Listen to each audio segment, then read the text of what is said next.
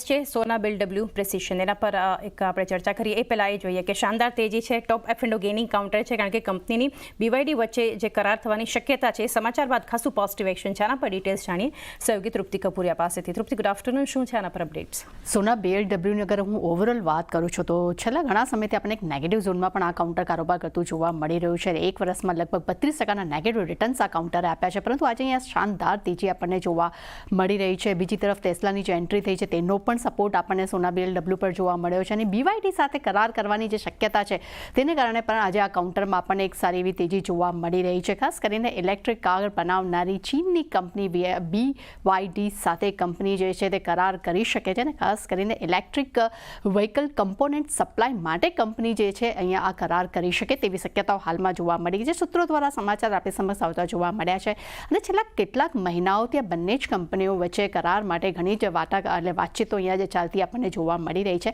અને BYD સાથે ખાસ કરીને ઇલેક્ટ્રિક વ્હીકલ કમ્પોનન્ટ સપ્લાય સાથે પણ તેઓ એડવાન્સ સ્ટેજ પર અત્યારે વાતચીત કરી રહ્યા છે.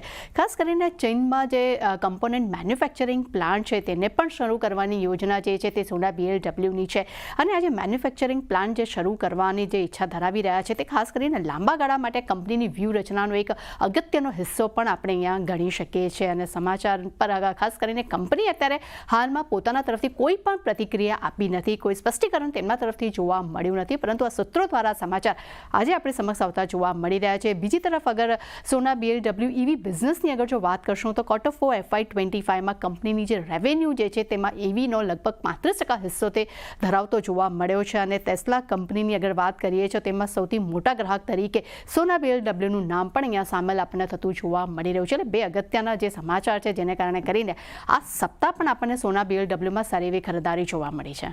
જી તૃપ્તિ, આભાર આપનો આ સ્ટોક પર માહિતી માટે.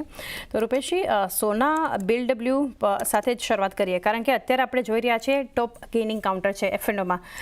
ખાસી મજબૂતી આ સ્ટોકમાં આપણને દેખાઈ રહી છે. લોંગ સાઇડ પર બિલ્ટઅપ થઈ રહ્યું છે, 6.5% ઉપર છે, 7.5% આસપાસના ઉપર ઇન્ટરેસ્ટ એડિશન પણ આપણને બતાવી રહ્યું છે સ્ટોક. કઈ રીતે તમે વ્યૂ આપશો? સેટઅપ કેવું છે? સોના પમ્પ્સની અગર વાત કરીએ તો આ મોસ્ટલી અંડર પરફોર્મર છે ઓટોપેકમાં અને આજની જે તેજી આપણે જોઈ રહ્યા છે એ ન્યૂઝ ડ્રિવન છે અને હજુ સુધી કંપનીએ કોઈ કન્ફર્મેશન આપ્યું નથી.